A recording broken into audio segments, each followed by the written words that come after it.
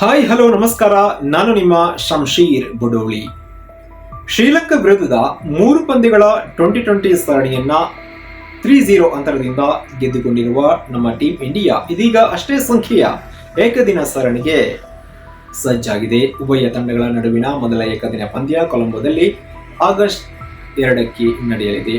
ಈ ಸರಣಿಯ ಇನ್ನೊಂದು ಸ್ಪೆಷಲ್ ಅಂದ್ರೆ 2020 ವಿಶ್ವಕಪ್ ಬಳಿಕ 2020 ಮಾದರಿಗೆ ವಿದಾಯ ಹೇಳಿದ್ದ ವಿರಾಟ್ ಕೊಹ್ಲಿ ಹಾಗೂ ರೋಹಿತ್ ಶರ್ಮಾ ಏಕದಿನ ಸರಣಿಯಲ್ಲಿ ಇವರು ಆಟ ಆಡ್ತಾರೆ. ಇದಲ್ಲದೆ ಬಹಳ ದಿನಗಳ ನಂತರ ಕೆಎಲ್ ರಾಹುಲ್ ಹಾಗೂ ಶ್ರೇಯಸ್ ಅಯ್ಯರ್ ಕೂಡ ಏಕದಿನ ತಂಡದಲ್ಲಿ ಸ್ಥಾನವನ್ನು ಪಡೆದಿದ್ದಾರೆ.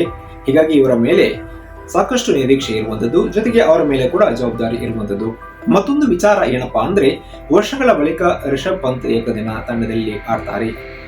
ಯಾಕಂದ್ರೆ 2022 ಡಿಸೆಂಬರ್ ತಿಂಗಳಲ್ಲಿ ಕಾರು ಅಪಘಾತಕ್ಕೆ ಒಳಗಾಗಿದ್ದ ರಿಷಬ್ ಪಂತ್ ಅಂದಿನಿಂದ ಭಾರತ ಏಕದಿನ ತಂಡದಲ್ಲಿ ಕಾಣಿಸಿಕೊಂಡಿಲ್ಲ. ಅಪಘಾತದ ನಂತರ ಅವರು ಇದೇ ಮೊದಲ ಬಾರಿಗೆ ಆಟ ಆಡ್ತಿದ್ದಾರೆ. 2020 ವಿಶ್ವಕಪ್ ಮೂಲಕ ಭಾರತ 2020 ತಂಡದಲ್ಲಿ ಆಡಿದ ಪಂತ್ ಇದೀಗ ಶ್ರೀಲಂಕಾ ವಿರುದ್ಧದ ಏಕದಿನ ಸರಣಿಗೆ ತಂಡದಲ್ಲಿ ಆಯ್ಕೆಯಾಗಿದ್ದಾರೆ. ಇತ್ತ ಕನ್ನಡಿಗ ಕೆಎಲ್ ರಾಹುಲ್ ಕೂಡ ಏಕದಿನ ತಂಡದಲ್ಲಿ ಸ್ಥಾನವನ್ನು ಪಡೆದಿದ್ದಾರೆ. ಅಂದ್ರೆ ಏಕದಿನ ಸರಣಿಗೆ ವಿಕೆಟ್ ಕೀಪರ್ಗಳಾಗಿ ಭಾರತ ತಂಡದಲ್ಲಿ ರಿಷಬ್ ಪಂತ್ ಹಾಗೂ ಕೆಎಲ್ ರಾಹುಲ್ ಆಯ್ಕೆಯಾಗಿದ್ದಾರೆ. ಹೀಗಾಗಿ ಈ ಇಬ್ಬರಲ್ಲಿ ನಾಯಕ ರೋಹಿತ್ ಯಾರನ್ನ ಪ್ಲೇಯಿಂಗ್ 11 ಇದರಲ್ಲಿ ಆಯ್ಕೆ ಮಾಡಿಕೊಳ್ಳುತ್ತಾರೆ ಎಂಬುದು ಬಹಳಷ್ಟು ಕುತೂಹಲ ಮೂಡಿಸಿರುವಂಥದ್ದು. ಮೇಲ್ನೋಟಕ್ಕೆ ರೋಹಿತ್ ಯಾವಾಗಲೂ ರಿಷಬ್ ಪಂತ್ ಅವರನ್ನ ಬೆಂಬಲಿಸುತ್ತಾರೆ ಮತ್ತು ಅವರಿಗೆ ಹೆಚ್ಚಿನ ಅವಕಾಶಗಳನ್ನ ನೀಡಿರುವುದನ್ನ ಈ ಹಿಂದೆ ಕೂಡ ನೀವು ನೋಡಿರಬಹುದು. ರೋಹಿತ್ ನಾಯಕತ್ವದಲ್ಲಿ ಮ್ಯಾಂಚೆಸ್ಟರ್ ನಲ್ಲಿ ನಡೆದಂತಹ ಇಂಗ್ಲೆಂಡ್ ವಿರುದ್ಧದ ಕೊನೆಯ ಏಕದಿನ ಸರಣಿಯಲ್ಲಿ ರಿಷಬ್ ಅತ್ಯುತ್ತಮ ಶತಕ ಗಳಿಸುವ ಮೂಲಕ ಟೀಂ ಇಂಡಿಯಾವನ್ನ ಗೆಲುವಿನತ್ತ ಮುನ್ನಡೆ ಮಾಡಿದರು.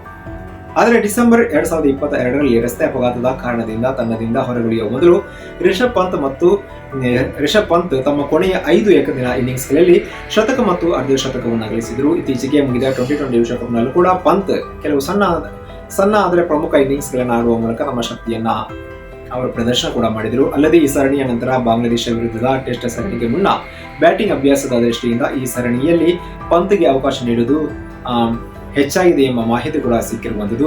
ಇದರ ಹೊರತಾಗಿ ಮೊದಲ ಏಕದಿನ ಪಂದ್ಯದಲ್ಲಿ ಪಂತ್ಗೆ ಅವಕಾಶ ಸಿಗುವ ಸಾಧ್ಯತೆ ಕಡಿಮೆಯಾಗಿದ್ದು, ಈ ಪಾತ್ರ ಕೆಎಲ್ ರಾಹುಲ್ ಪಾಲಾಗುವುದು ಖಚಿತವಾಗಿದೆ ಎಂಬ ಮಾಹಿತಿ ಕೂಡ ಸದ್ಯಕ್ಕೆ ಇರುವಂಥದ್ದು. ಹೀಗಾಗಿ ಲೆಕ್ಕಾಚಾರ ಏನಾಗುತ್ತೆ, ಕೊನೆಯ ಹಂತದಲ್ಲಿ ಬದಲಾವಣೆ ಕೂಡ ಆಗುವಂತಹ ಸಾಧ್ಯತೆ ಇರುವಂಥದ್ದು.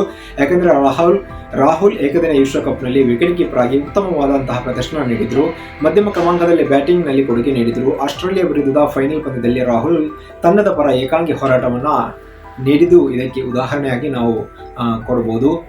ಇನ್ನು ರಾಹುಲ್ ವಿಶ್ವಕಪ್ನ 10 ಇನ್ನಿಂಗ್ಸ್ಗಳಲ್ಲಿ 75 ಸರಾಸರಿಯಲ್ಲಿ 452 ರನ್ ಅನ್ನು ಕಲೆ ಹಾಕಿದಲ್ಲದೆ ವಿಕೆಟ್ ಕೀಪಿಂಗ್ ನಲ್ಲಿ ಕೂಡ 17 ವಿಕೆಟ್ ಕೂಡ ಅವರು ಉರುಳಿಸಿದ್ರು. ಇಂತಹ ಪರಿಸ್ಥಿತಿಯಲ್ಲಿ ಟೀಂ ಇಂಡಿಯಾ ವಿಶ್ವಕಪ್ನಂತೆಯೇ ಬ್ಯಾಟಿಂಗ್ ಕ್ರಮಾಂಕದೊಂದಿಗೆ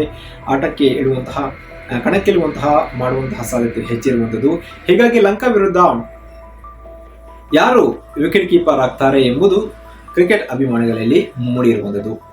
ಸದ್ಯಕ್ಕೆ ಈ ಮಾಹಿತಿಗೆ ಬ್ರೇಕ್ ಹಾಕುತ್ತಾ ಮತ್ತೊಮ್ಮೆ ಹೊಸ ವಿಚಾರದೊಂದಿಗೆ ಬರ್ತೀನಿ. ನಮಸ್ಕಾರ.